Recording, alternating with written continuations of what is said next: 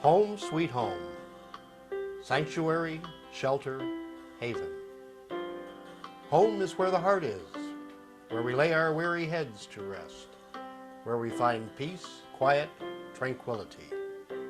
But how safe are you really in your own home?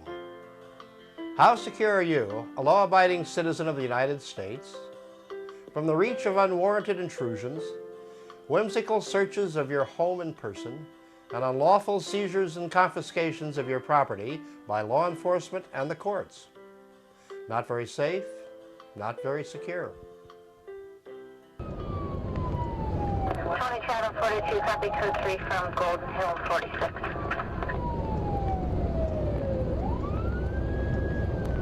April 22nd, 2008, 1:50 p.m. San Luis Obispo Sheriff's dispatchers broadcast a call. Shots have been fired. First to respond is Deputy Darren Murphy. With red lights and siren blaring, Murphy prods his patrol vehicle towards the scene of the reported incident, a private residence just east of the Paso Robles city limits. A few minutes later, Murphy hears that he is being joined en route by two other deputies, Matt Terrell and Jay Wells. Charles 7, I'll be en route from Station 22 also. 10-4. 22.41, 10-8 en route. Back.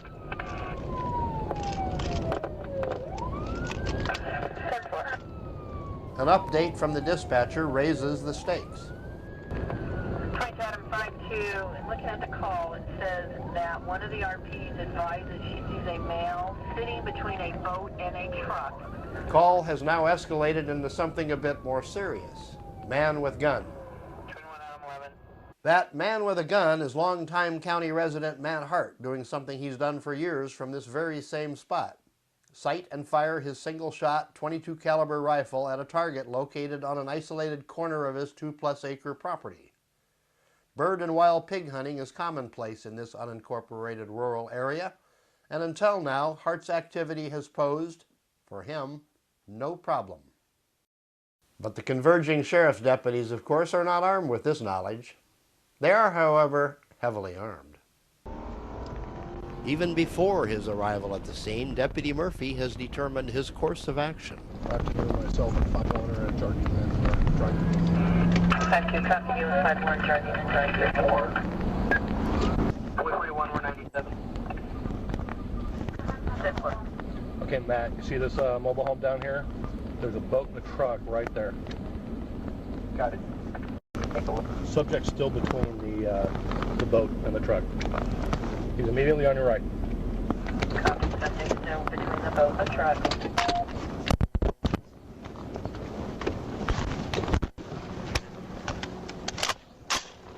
Well, the first car was driven by Darren Murphy, and when he got to my front gate, he started yelling, "Hey buddy, hey buddy."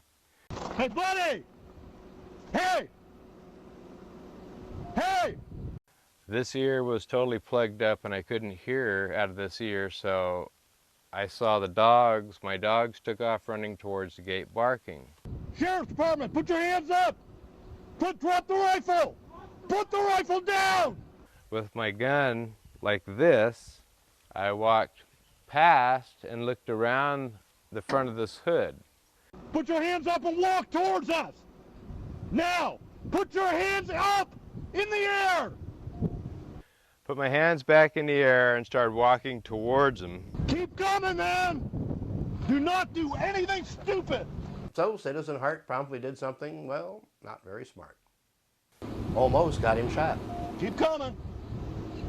Don't do anything stupid. Okay? Turn around. Stop. Stop.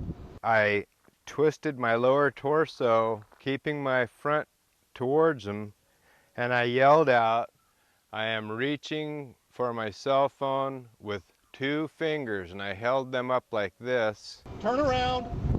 Turn around. Don't reach for a goddamn thing! And went down very slowly and pulled out my cell phone and looked at them all and said, "Cell phone," at the top of my lungs. You move, you're done, buddy.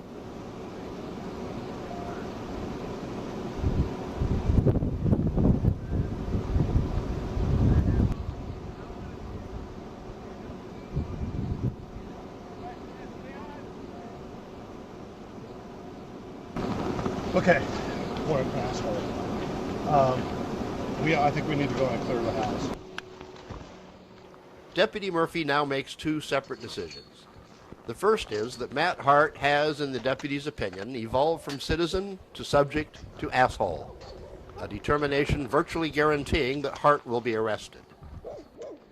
Murphy's second decision is to enter Hart's home. As you will soon see, Murphy will think of a reason later. After all, there is the matter of the Fourth Amendment to the U.S. Constitution.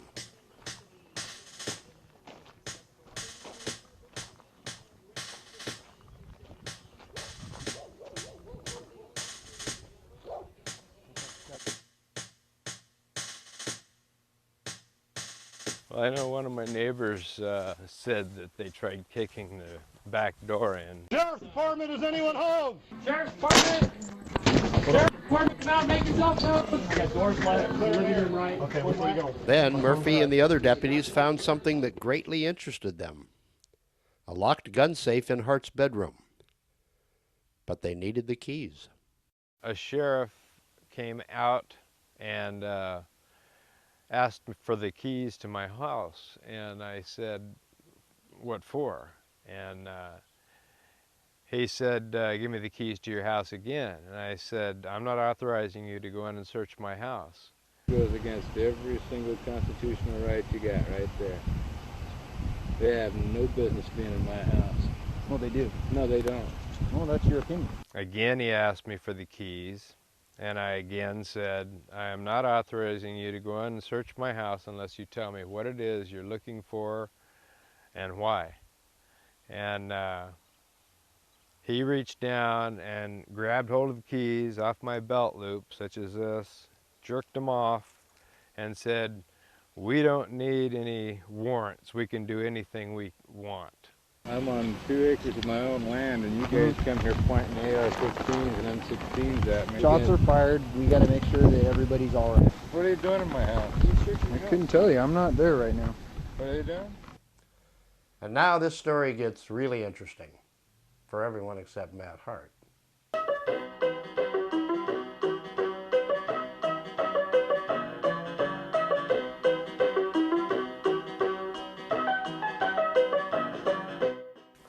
So what's at issue here? The Fourth Amendment to the U.S. Constitution reflects this nation's collective effort to allow its citizens a place free of malicious trespass by government officials. The amendment is brief and to the point. The right of the people to be secure in their persons, houses, papers, and effects against unreasonable searches and seizures shall not be violated, and no warrants shall issue but upon probable cause, supported by oath or affirmation, and particularly describing the place to be searched and the persons or things to be seized. Well, that's the law of the land, but the law's actual practice is often quite different. When the Fourth Amendment was ratified, there was no such thing as an organized police force in America.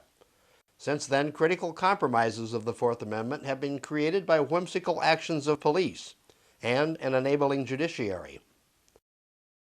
Okay, what's happened here? Hart is handcuffed on the ground and being watched by Deputy Terrell. Deputies Murphy and Wells and Detective Twisselman have entered Hart's house, without permission, as part of their investigation into a report of gunshots fired. Inside, they have seen a locked gun safe. After taking Hart's keys from him, the deputies gain access to the safe. Murphy consults here with Detective Eric Twisselman, and a discussion about the search legality ensues. You're the detective. You need a warrant to get into that gun safe? I don't think under Exigent circumstances? exigent circumstances you have to. Exigent circumstances are those circumstances that would cause a reasonable person to believe that entry was necessary to prevent physical harm to officers or other persons, destruction of relevant evidence, or escape of a suspect. So having already entered the house and broken into the safe under some yet-to-be-determined exigent circumstances, the deputies continue to forage through the Hart residence. There should be a woman here. Well, I was just about to say I found some panties. What's wrong? Such out of 519. The The deputies soon turn their attention to the contents of the newly opened gun safe. That is a nice, very nice piece of armory. And there's one in the chamber. 51, subject Hart magazine. is valid and Remington, clear and 1100. 8 weapons registered to him. Semi-auto? It's He's exactly got what I 8 weapons registered. want. Okay. Check these out. A whole nother M1A one? M14. Oh, the M14. Oh, there's a Mini 14. Yeah, Mini Okay. Okay. And then he's got, I'm not sure if it's an 1100 or 1187, but I want exactly this. He's got a couple of very nice firearms in that safe. Who's that? We I gonna take closed- everything? I'd say so. He's got like an M1A, a really nice semi-auto 12 gauge with pistol grip. In order for law enforcement to get into our homes, they've got to have a warrant. San Luis Obispo attorney Louis Corey. A warrantless search of someone's home is presumed to be illegal. So there's a presumption that has to be overcome. And really the presumption doesn't have to be overcome by the citizen in court. It's really, the burden is on the police, in this case the deputy sheriffs, to justify what they did. Perhaps you can argue an exigency as far as going in and making sure that no one was, since you did have some guns involved and firing of guns, to go in, clear the house, make sure nobody else is in there that poses a hazard. I don't have a problem with that. But to go to the next step of acquiring keys and opening, locked containers in the house is, from all of my experience, it wasn't prudent, and it doesn't reflect well on law enforcement when people do that.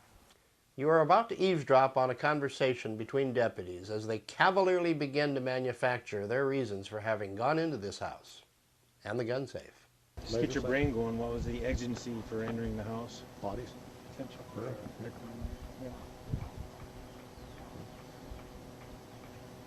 Well, no, exigency. As far as I'm concerned, we go in the house because we Exigency don't for know. bodies, exigency for seizing firearms is a different story. But we've got deny- we've got the negligent discharge and Right. brandishing and stuff like that. So we take the guns as safekeeping. At the very least, he's got to get a judge's order to get them back. Take the guns as safekeeping? A deputy returns to the house after inspecting the property and tells Deputy Murphy there are only targets down there. This doesn't please Murphy at all. There are targets down there. Okay, are there any houses over there? No. Well, off to the right. I saw a car driving back there. So that's an area where there are houses and stuff, right? Yeah. Well, screw 'em. Negligent discharge. Another deputy compares the entry of Hart's home to that of Los Angeles Police Detective Mark Furman when he jumped over a fence at the estate of O.J. Simpson in 1994. Furman and who were those guys that went over the wall? That Wow. they couldn't articulate on the stand when they were being questioned by the defense. We pulled a Furman. Who knows? This guy's shooting across. He's firing guns. He acts defiant when the police show up. He could have just killed his entire family. My only thoughts on this deal is if we start digging more looking for hidden guns, because we've already found one, and ammo, we're going to need to paper it. I mean, the exigency only lasts until we get him, and The guns I mean, that we they can can't- find in the yeah, immediate. in Okay, the well, let's take immediate the area. guns in the immediate area then. Okay. Yeah. since So- he had keys on him. I agree with you. We can't, going through any other place where we saw 2 gun safes. I think we're safe with those. Right. Searching underneath the bed and shit like that probably. But they've already searched this by now. So see, it sounds to me as if he was going to say, searching them were probably, I think the next words were not okay or something along that line. What you will hear now in Deputy Murphy's own surprising words are his plans to defend the search of Hart's home and gun safe, as well as Hart's pending arrest. He's already talking about filing a complaint about it being in his house, so I just want you to, whoever writes this up, to articulate their reason why. Right, I will supplement it and use very flowery language. What is troubling about this case is that the deputies are going out of their way to create exigent circumstances that don't exist. That's an abuse of the exception to the Fourth Amendment rule, which says that warrantless searches of homes are flat out illegal. They went out of their way to flower up, as they called it, their evidence. But clearly the officers are struggling, and the officer admits that he's going to have to use flowery language in order to get this past a judge. But flowery language in the report is not going to overcome the facts in this case, and under skillful cross-examination, there's no way that these deputies can justify this search. They made some really serious mistakes. Here, deputies discuss criminal charges now necessary to justify their search of the gun safe. I don't know what we're going to charge him with yet. I was negligent discharge.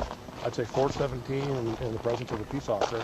In the absence of a warrant, there's got to be some emergency situation. There's got to be some exigent circumstance that justifies this search. So basically what we're looking for is we're looking for some exigent circumstance that justifies intrusion into this home, and in particular, the intrusion into this gun safe. In this case, I think what you would have is you'd have the officers on the stand trying to say that there could be perhaps a victim in the gun safe, which doesn't make a whole lot of sense when you look at that gun safe.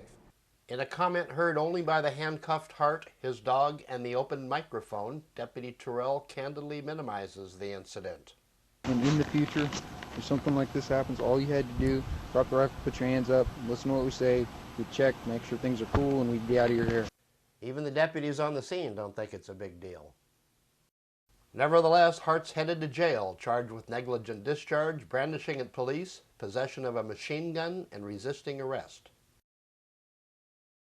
Deputies removed 14 firearms and miscellaneous items from the Hart residence for safekeeping. It was just like being robbed by criminals. Deputies Murphy and J. Wells reflect on their behavior.